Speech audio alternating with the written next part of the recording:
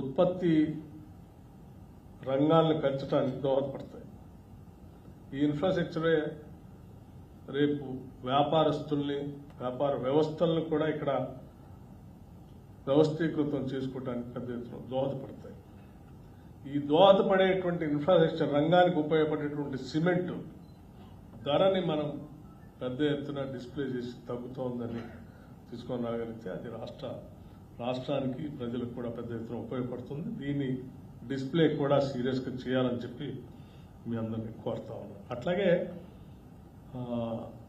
Transport రంగానికి సంబంధించి two wheelers కానీ లేకపోతే మిడ్ సెగ్మెంట్, లోయర్ సెగ్మెంట్కి సంబంధించినటువంటి వాహనాలు పన్ను తగ్గించడం వల్ల పెద్ద ఎత్తున ప్రజల మొబిలిటీకి ఉపయోగపడేటువంటి కార్యక్రమాలు ఉపయోగపడుతుంది. ఈ mobility might lead to serious entrepreneurship also. So రాష్ట్రంలో ఎంటర్ప్రెన్యూర్షిప్ పెరగడానికి ఉపయోగపడేటువంటి ట్రాన్స్పోర్ట్ రంగానికి సంబంధించినటువంటి ధరలు ఇప్పటికే చాలా చోట్ల వింటున్నా ఉన్నారు, డిస్ప్లే చేస్తున్నారు, తగ్గుతుంది, ప్రజలు కూడా ఎదురు చూస్తూ ఉన్నారు. మీరు కూడా దయచేసి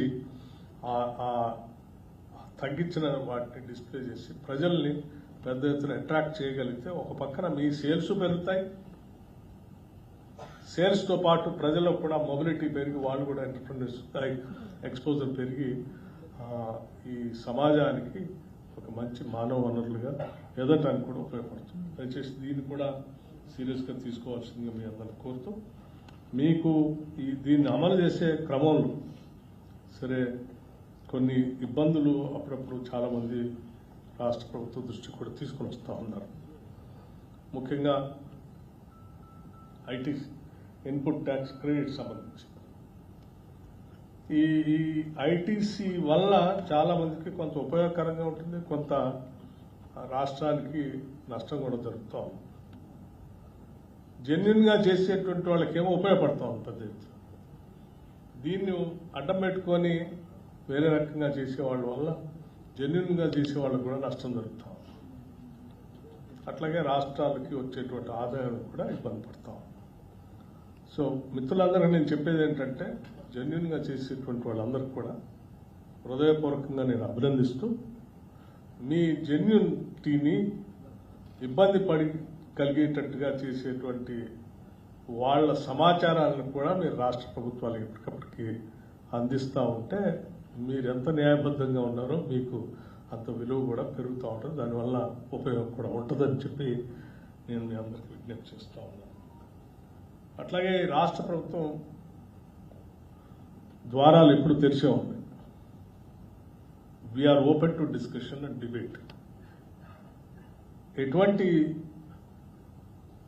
ఇబ్బంది ఉన్నా కానీ దానికి సంబంధించినటువంటి చర్చల ద్వారా వాటిని మనం సాధ్యమైనంత వరకు పరిష్కార మార్గం కనుగొచ్చు అనేటువంటి నమ్మకం కలిగినటువంటి ప్రభుత్వం ఇది. సో వ్యాపార రంగంలో ఉన్నటువంటి మీరందరూ రాష్ట్ర ప్రభుత్వాల ద్వారా విధించినటువంటి విధానపరమైన నిర్ణయాల వల్ల ఎవరికైనా ఇటువంటి ఇబ్బందులు ఉంటే కూడా వాటన్నిటినీ చర్చించి సమీక్షించుకొని సులభతరమైనటువంటి మార్గాల ద్వారా వ్యాపార రంగాన్ని విస్తరింప చేయాలనేటువంటి ఆలోచన కలిగినటువంటి ప్రభుత్వం మాది. సో మీ అందరికీ ఆహ్వానిస్తా ఉన్నాం.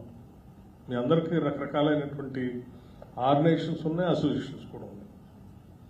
మీ అసోసియేషన్ ద్వారా మీకు ఉన్నటువంటి ఏ సమస్య ఉన్నా కానీ రిప్రజెంట్ చేసినా వాటిపైన మా శాఖకు సంబంధించిన అధికారులు కానీ ప్రభుత్వానికి సంబంధించిన మంత్రులు కానీ స్పందించడానికి మార్గాలు వెతకడానికి కూడా సిద్ధంగా ఉన్నామని చాలా స్పష్టంగా మీ అందరికీ నేను విజ్ఞప్తి చేస్తూ ఉన్నాను. మరీ ముఖ్యంగా మా ముఖ్యమంత్రి గారు మరీ మీకు చెప్పాలన్నది, మా కేబినెట్ కూడా మీ అందరికీ చెప్పాలన్నది, మంత్రిమండలి మొత్తం కూడా మీకు చెప్పాలన్నది, మనం ఈ రాష్ట్ర ప్రభుత్వం ఇంత ఆదాయాన్ని కోల్పోతూ కూడా ఇటువంటి విధానపరమైన నిర్ణయం తీసుకున్నాం కాబట్టి ఇది ప్రజల చేరటం కోసం ఎంత మనం దీక్షతో పోతా ఉన్నామో మన వ్యాపార రంగానికి సంబంధించిన మిత్రులు కూడా అందులో భాగస్వాములు అయ్యి తద్వారా ఈ రాష్ట్ర ప్రజలకు మేలు జరిగేటట్టుగా ముందుకు తీసుకొని పోదాం. వాళ్ళందరికీ మా తరఫున విజ్ఞప్తి చేయమని కూడా వారు కోరటం జరిగింది. వారందరి తరఫున కూడా నేను మీ అందరికి విజ్ఞప్తి చేస్తూ ఉన్నాను.